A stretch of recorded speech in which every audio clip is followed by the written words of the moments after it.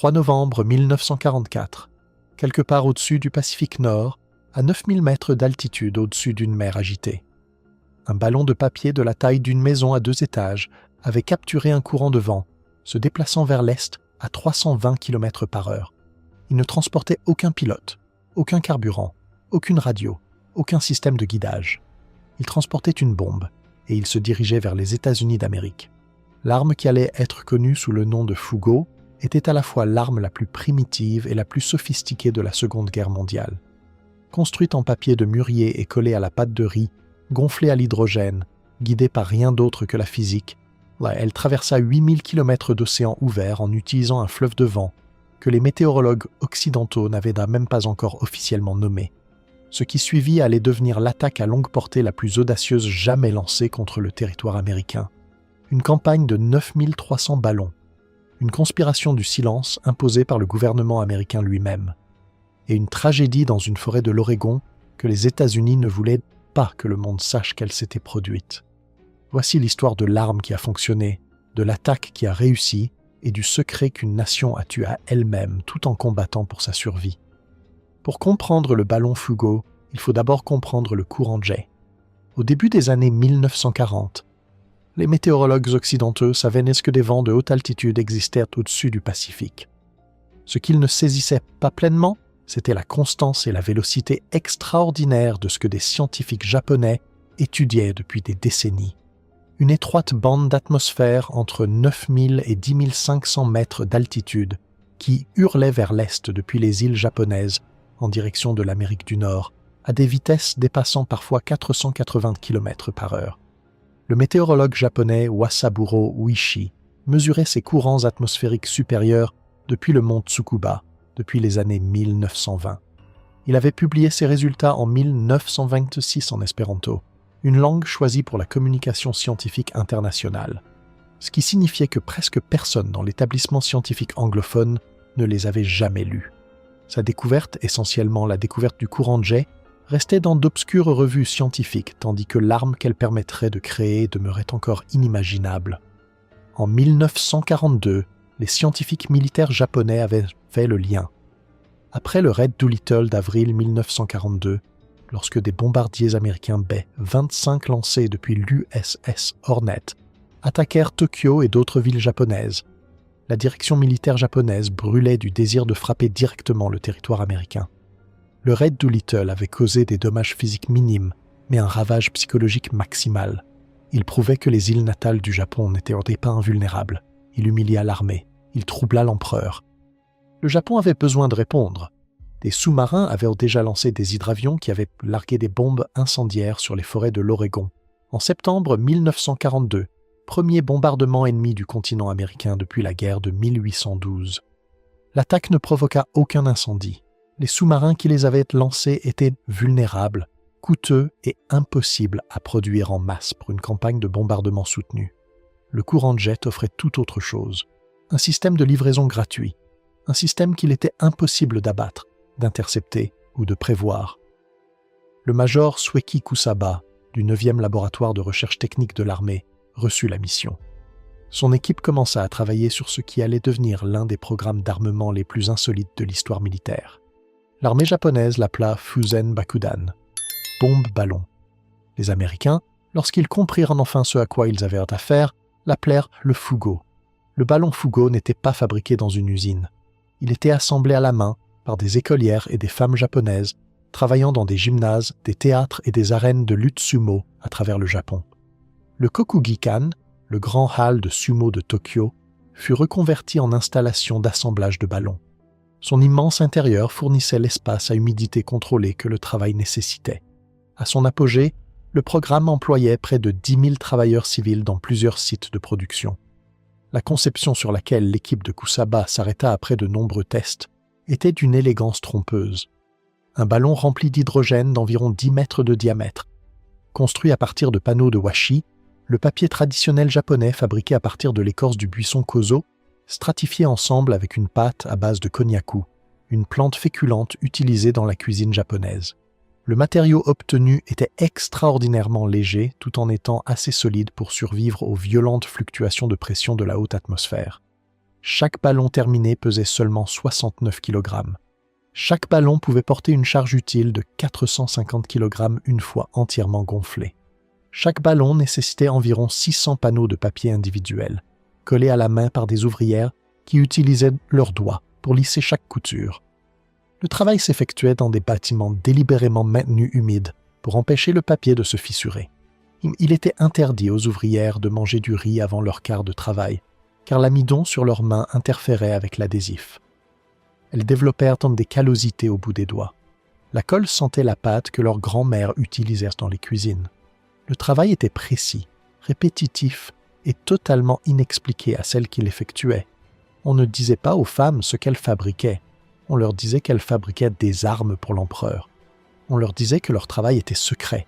On leur disait que le Japon gagnerait la guerre grâce à ce que leurs mains construisaient dans des gymnases qui sentaient encore l'école.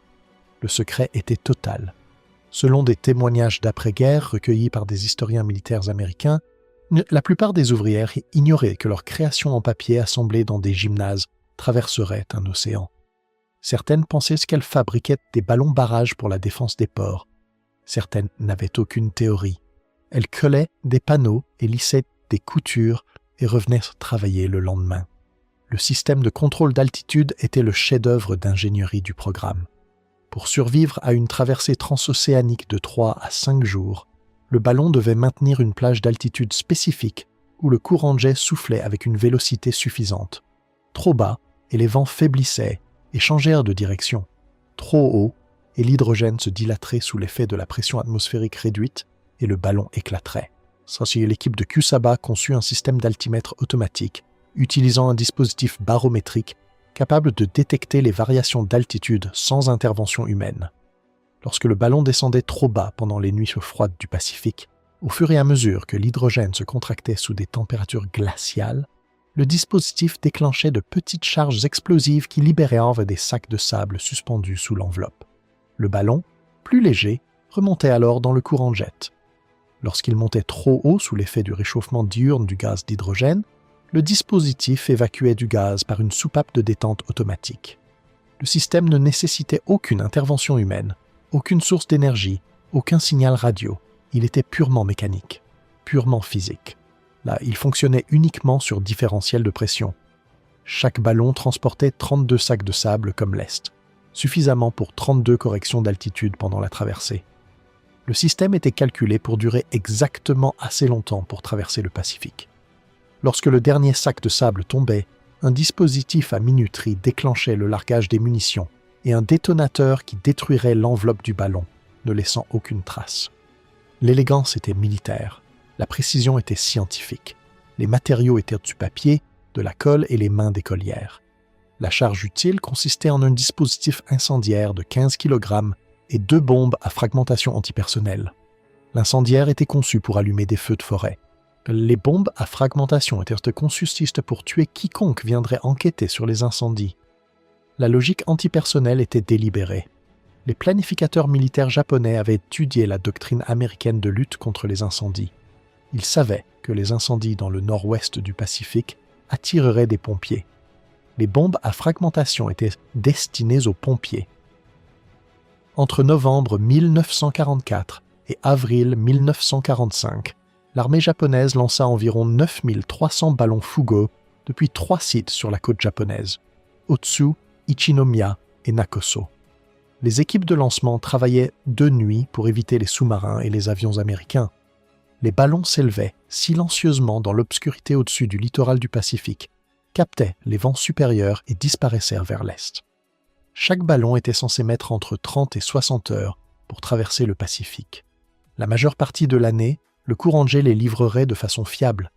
Les météorologues japonais avaient choisi novembre comme date de lancement, parce que le courant de jet au-dessus du Japon atteint sa vélocité maximale à la fin de l'automne et en hiver. Les journaux japonais annoncèrent le programme au public avec un grand retentissement. Les îles natales ripostaient, le territoire américain brûlerait. Des citoyens se rassemblèrent au site de lancement pour acclamer les ballons qui s'élevaient dans le ciel nocturne. Le programme n'avait pas de nom officiel dans les communications publiques, désigné de façon oblique comme une arme spéciale. Mais l'intention était claire et la fierté était réelle. Le Japon bombardait l'Amérique. 11 décembre 1944. Thermopolis, Wyoming. Un ouvrier agricole découvrit quelque chose d'étrange emmêlé dans des armoises près de la ville. Des fragments de papier pâle, des raccords en caoutchouc étranges, des morceaux de mécanismes en métal qu'il ne pouvait identifier, quelques dispositifs de munitions qu'il eut la chance de ne pas toucher. Il le signala aux autorités locales, qui le signalèrent à l'armée, qui envoya des enquêteurs dans les 24 heures. L'enquête militaire qui suivit fut rapide, classifiée et alarmante. Des analystes de l'armée examinèrent les fragments de papier au microscope. Des tests chimiques identifièrent le matériau comme du washi japonais. L'analyse minéralogique du sable dans les sacs de l'Est fut la découverte la plus révélatrice de toutes.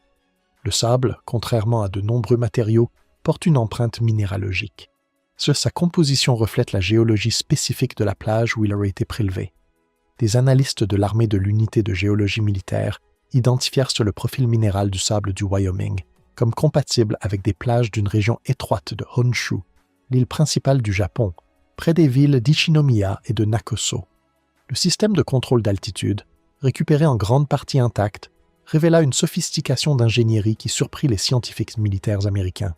Le mécanisme barométrique n'était pas une improvisation grossière, c'était un instrument de précision, fabriqué selon des tolérances serrées, conçues par des gens qui comprenaient en détail la physique de la haute atmosphère. Quiconque avait construit cette arme avait soigneusement réfléchi au différentiel de pression, à la dilatation de l'hydrogène et aux défis mécaniques liés à l'opération à 10 500 mètres d'altitude par des températures de moins 51 degrés Celsius. Quelqu'un au Japon n'avait pas seulement identifié le courant de jet. Cette personne avait construit une arme spécifiquement conçue pour l'utiliser. Les officiers du renseignement de l'état-major comprirent immédiatement ce que cela signifiait. Si le Japon pouvait livrer des munitions à travers le Pacifique sans avion ni sous-marin, les implications pour le moral des civils américains pourraient être graves si le public l'apprenait. Plus urgent encore, les forêts du nord-ouest du Pacifique étaient parmi les écosystèmes les plus vulnérables aux incendies en Amérique du Nord. Des attaques incendiaires pendant la saison sèche estivale pourraient causer des dommages catastrophiques aux ressources en bois essentielles à l'effort de guerre.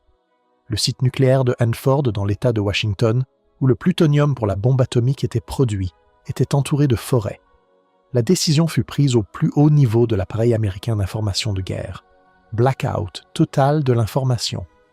Le bureau de la censure, l'agence de guerre qui coordonnait la conformité volontaire à la suppression des nouvelles parmi les organisations médiatiques américaines, émit une demande confidentielle à chaque journal, station de radio et agence de presse du pays.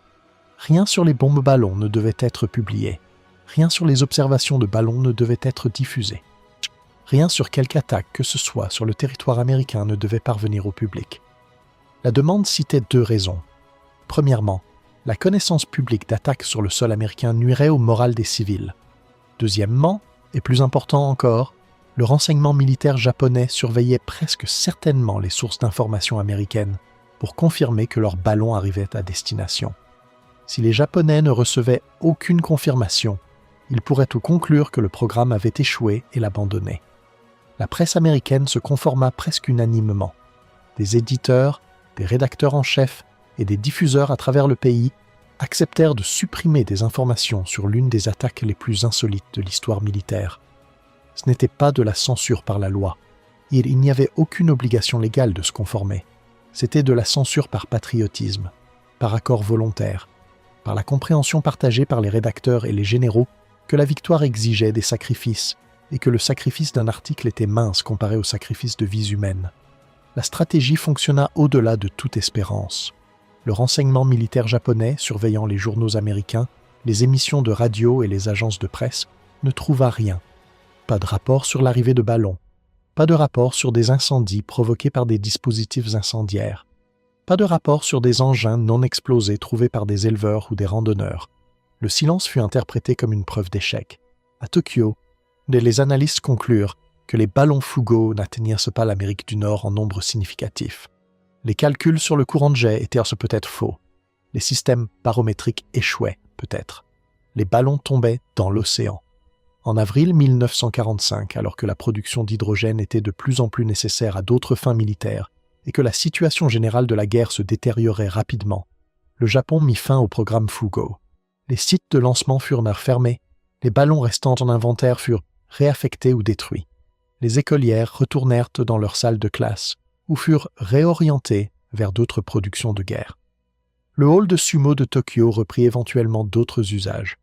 Sur les 9300 ballons lancés, environ 300 furent confirmés comme ayant atteint l'Amérique du Nord.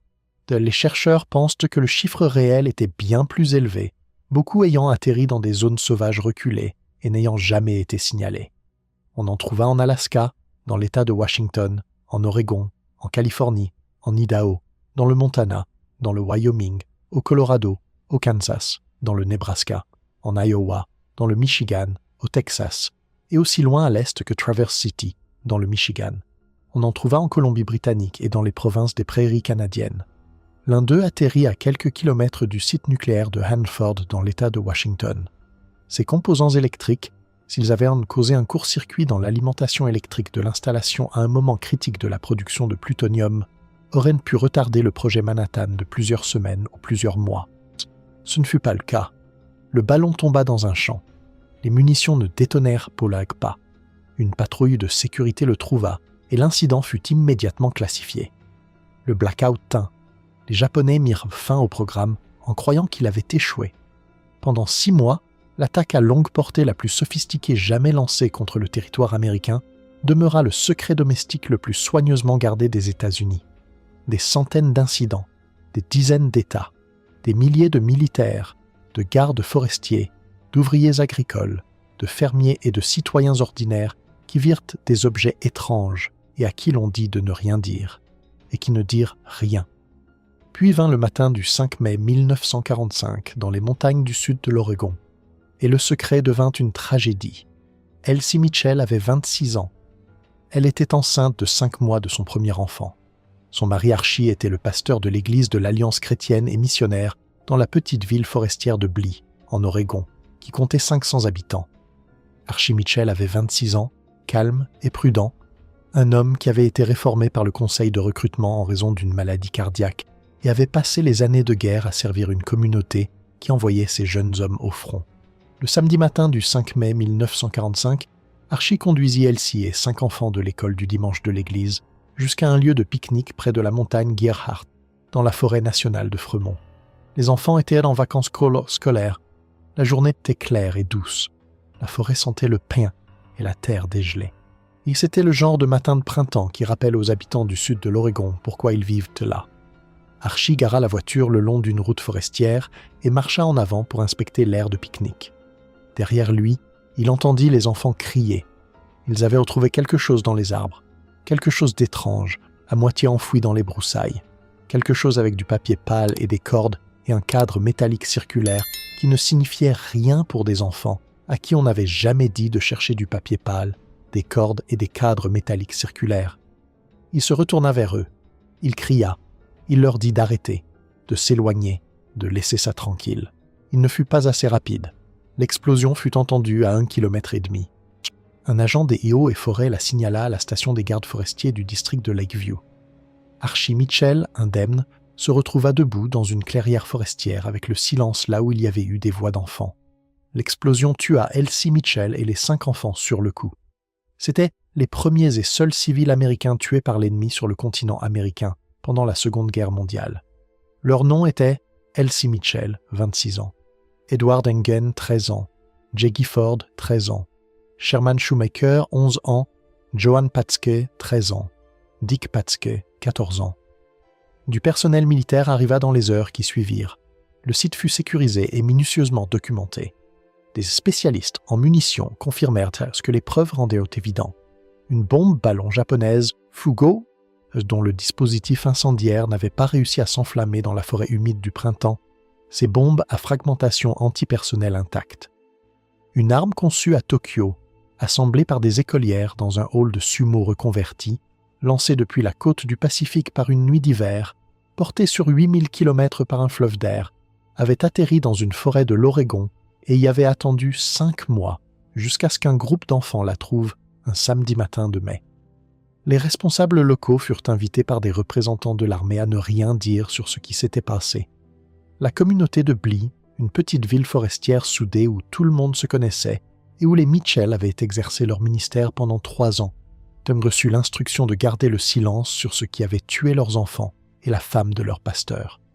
L'armée expliqua que ces informations pourraient compromettre la sécurité nationale, que d'autres vies pourraient être sauvées par un silence continu, que le programme n'était peut-être pas terminé.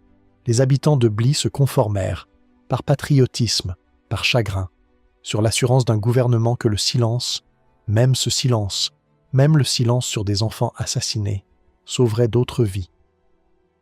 3 jours plus tard, le bureau de la censure leva le blackout sur les informations relatives aux bombes ballons. Le calcul avait changé. Les Japonais avaient déjà mis fin au programme en avril. La finalité de sécurité opérationnelle du blackout n'existait plus.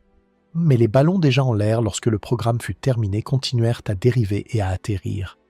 Des engins non explosés dans des forêts reculées, sur des terres d'élevage, le long de sentiers de randonnée, représentaient un danger permanent pour des civils qui n'avaient aucune idée de ce qu'ils devaient éviter. L'avertissement était désormais plus important que le secret.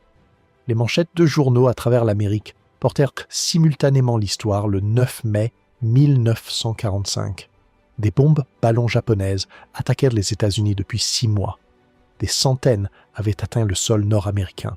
On en avait trouvé dans plus d'une douzaine d'États et 2 provinces canadiennes. 6 Américains, dont 5 enfants, avaient été tués dans une forêt de l'Oregon. Le public américain qui n'avait rien su, que lut la nouvelle au petit déjeuner et alla travailler. La réaction fut moins de la panique que de la perplexité. La guerre en Europe était essentiellement terminée.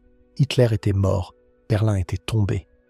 La guerre du Pacifique s'acheminait vers sa conclusion à travers des campagnes insulaires et des frappes de porte-avions. Les ballons de papier japonais semblaient, à un public épuisé par la guerre, être une étrange note de bas de page plutôt qu'une révélation. Mais la note de bas de page contenait un fait que les journalistes soulignaient soigneusement. Les Japonais avaient bombardé le territoire américain. Le gouvernement américain le savait depuis 6 mois, et 6 personnes étaient mortes. L'objectif stratégique du Fugo n'était jamais de causer des pertes civiles massives. Ce sont les planificateurs militaires japonais qui conçurent la campagne savaient clairement que des bombes incendiaires de 15 kg dispersées aléatoirement sur un continent de 8 millions de kilomètres carrés ne pouvaient pas reproduire un bombardement stratégique.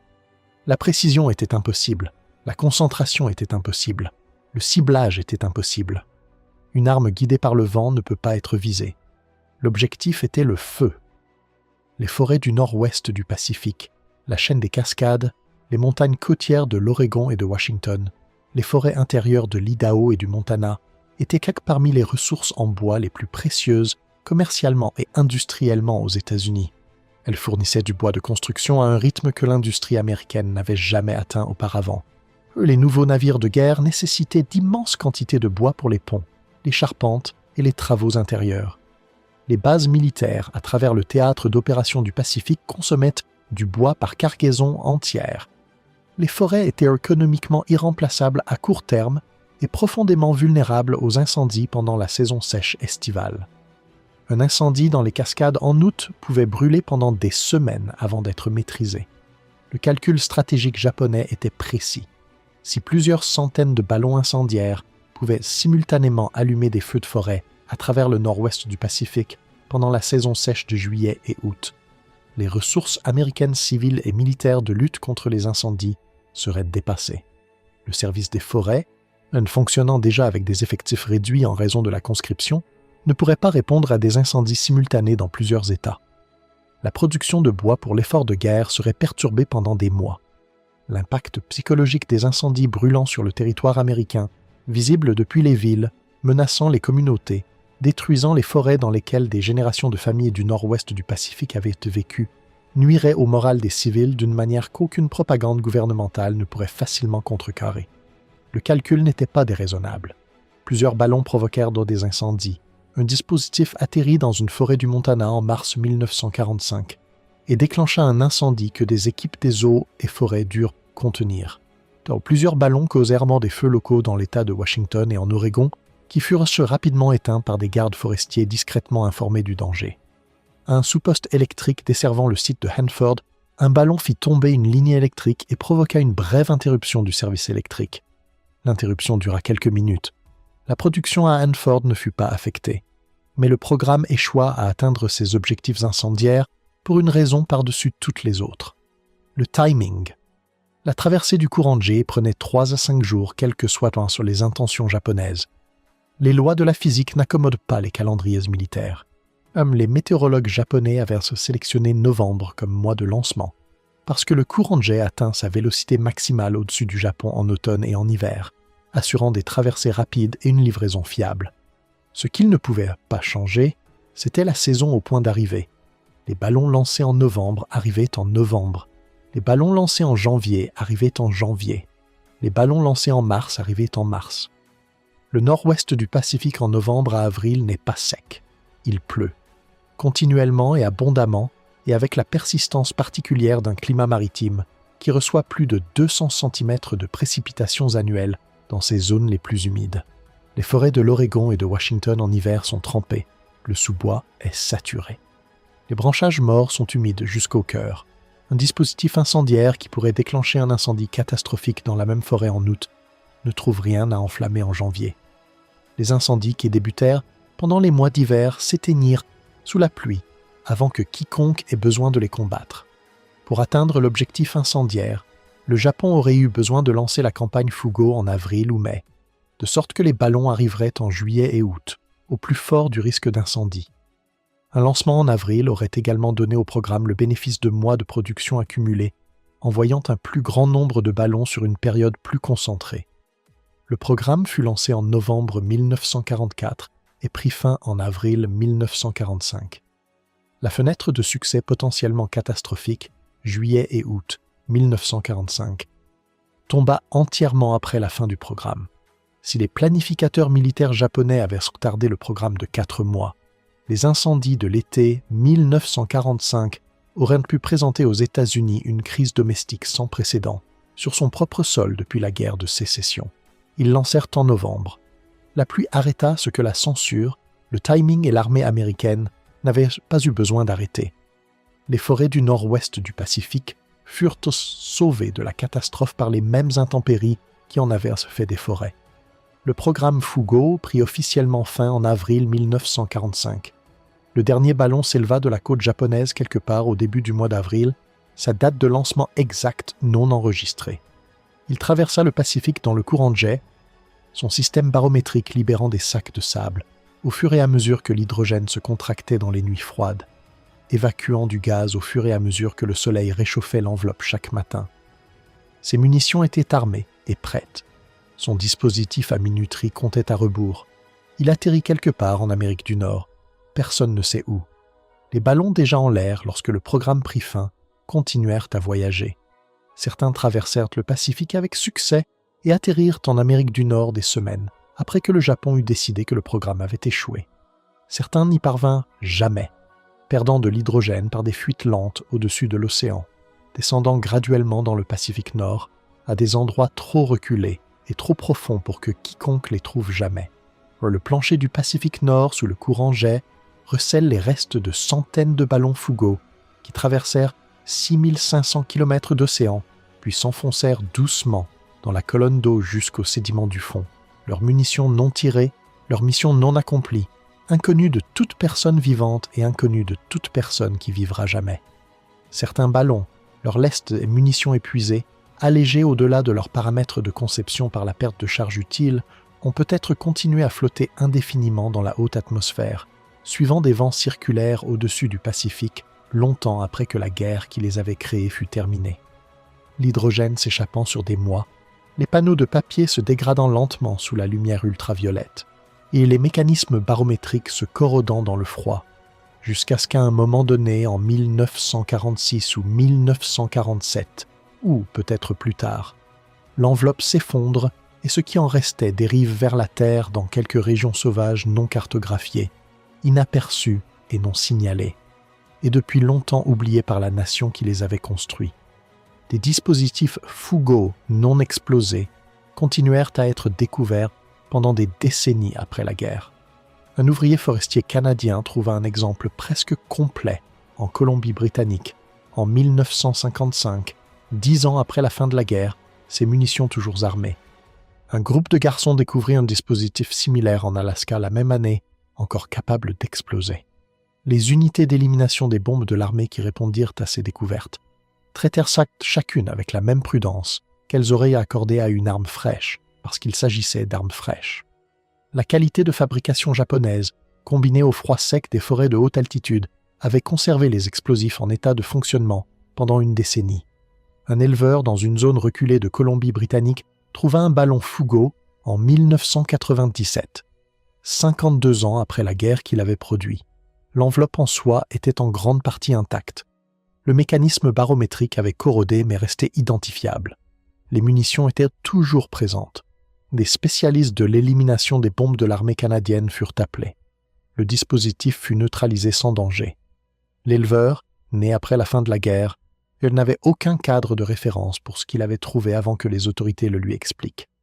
Le dernier engin de munitions Fugo non explosé confirmé fut découvert et détoné en toute sécurité par une équipe d'élimination des bombes dans une zone reculée de Colombie-Britannique en 2014. Le dispositif reposait dans la forêt depuis environ 70 ans. La forêt avait poussé autour de lui. Les arbres qui étaient de jeunes pousses lorsqu'il avait atterri étaient devenus du bois de grande taille. La guerre qu'il avait lancée était terminée depuis 7 décennies. La nation qu'il avait construite était devenue l'une des alliés les plus proches de l'Amérique. Les écolières qu'il avait assemblées étaient, si elles étaient encore en vie, il y a des femmes âgées dans la 80aine qui très certainement n'avaient jamais su ce que leur travail avait finalement créé, ni où il avait finalement atterri. Le programme Fugo est étudié aujourd'hui dans les programmes d'enseignement du génie militaire, dans les programmes de recherche météorologique, dans les cours d'analyse stratégique des écoles de guerre dans plusieurs pays. Il est étudié parce qu'il a fonctionné, pas stratégiquement, dans le sens où le Japon a atteint ses objectifs déclarés d'embraser les forêts américaines et de nuire au moral des civils. Le programme a presque totalement échoué.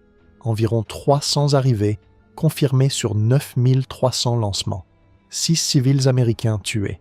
Aucun incendie stratégique déclenché. Aucun impact mesurable sur la production de guerre américaine ou le moral des civils. Il a fonctionné en tant qu'ingénierie. La réalisation conceptuelle de l'équipe de Kusaba était authentique et historiquement significative. Concevoir une arme sans propulsion, sans guidage, sans pilote, capable de traverser de façon fiable 8000 km d'océan ouvert en utilisant uniquement les courants de vent atmosphériques, maintenant une altitude précise grâce à un système de contrôle purement mécanique, fonctionnant à des températures de -50 et 1 degré Celsius pendant 60 heures consécutives, était une réalisation que la technologie militaire de 1944 n'avait aucune raison évidente d'accomplir. L'arme fonctionnait telle qu'elle avait été conçue. Le système de livraison fonctionnait correctement. Les échecs étaient en stratégique et météorologique, non pas d'ingénierie. Le programme Fugo confirma également, par application militaire, l'existence et la navigabilité transocéanique du courant jet 2 décennies avant que l'aviation commerciale ne commence délibérément à l'utiliser pour réduire la consommation de carburant sur les traversées du Pacifique. La météorologie militaire japonaise avait développé une compréhension plus sophistiquée de la dynamique atmosphérique supérieure que ce que les scientifiques occidentaux avaient publié. Les ballons prouvèrent la thèse. Aujourd'hui, chaque avion commercial volant de Tokyo à San Francisco utilise le même système de vent pour réduire le temps de vol et la consommation de carburant. Les pilotes connaissent son nom. Les passagers dorment pendant le trajet. L'échelle du programme révèle l'échelle de la croyance qui le sous-tendait. Le Japon construisit et lança 9300 armes. Construire 9300 unités de n'importe quelle plateforme d'armement, recruter et former 10 000 travailleurs, convertir d'importants bâtiments publics en installations de production, établir 3 sites de lancement, représente un engagement stratégique sérieux de la part d'une nation dont les ressources étaient, à la fin de 1944, gravement contraintes. Le Japon ne lança pas 9300 ballons de papier à titre d'expérience ou de geste.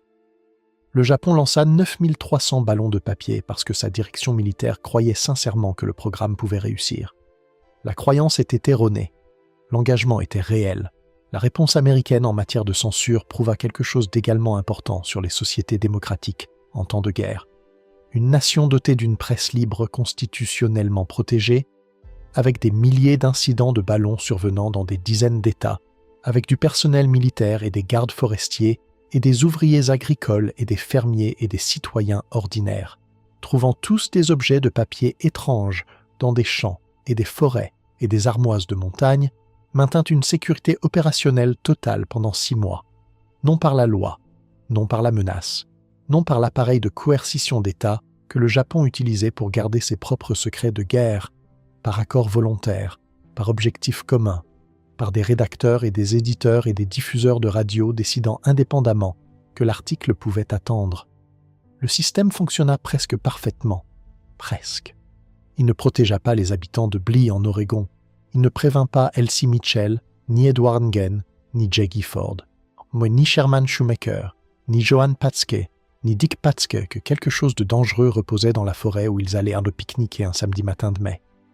La censure qui avait été conçue pour sauver des vies ne put sauver ces 6 vies, parce que la censure qui avait été conçue pour mettre fin au programme avait déjà mis fin au programme, et la dernière arme du programme dans cette forêt particulière avait attendu patiemment depuis l'hiver.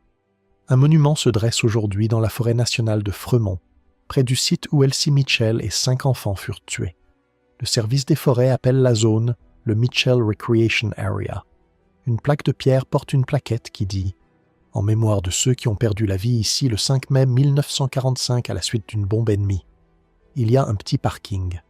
Il y a un sentier à travers les arbres. Les week-ends d'été, des familles de Blee, de Klamath Falls et des environs s'y arrêtent parfois. Certaines connaissent l'histoire. Certaines lisent la plaque pour la première fois. C'est le seul monument sur le sol continental américain marquant les morts de civils tués par des tirs ennemis pendant la Seconde Guerre mondiale.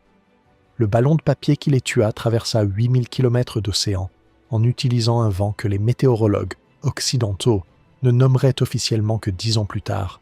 Il fut conçu par des ingénieurs qui comprenaient la physique de l'atmosphère suffisamment bien pour construire une machine capable de la naviguer sans pilote. Il fut assemblé par les mains d'écolières japonaises à qui on ne dit jamais ce qu'elles construisaient. Il fut découvert par des enfants américains à qui on n'avait jamais dit ce qu'ils devaient en chercher. Il tua 5 enfants et une femme enceinte dans une forêt lors d'un clair matin de printemps.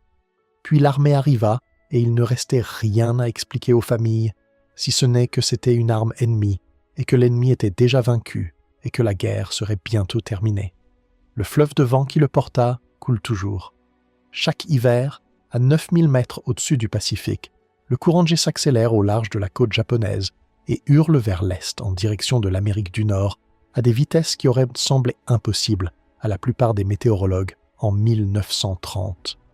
Des avions commerciaux le surfent de Tokyo à San Francisco, réduisant de 3 heures la traversée vers l'est, à leurs passagers regardant des films ou dormant dans des sièges inclinés quelque part au-dessus de l'eau sombre, en dessous du niveau où voyagèrent les ballons, au-dessus de l'endroit où le Pacifique conserve sa collection de papier et de soie et de munitions non explosées dans les sédiments froids de son plancher. Les passagers ne savent pas ce que sont les ballons. Les pilotes connaissent le courant de jet.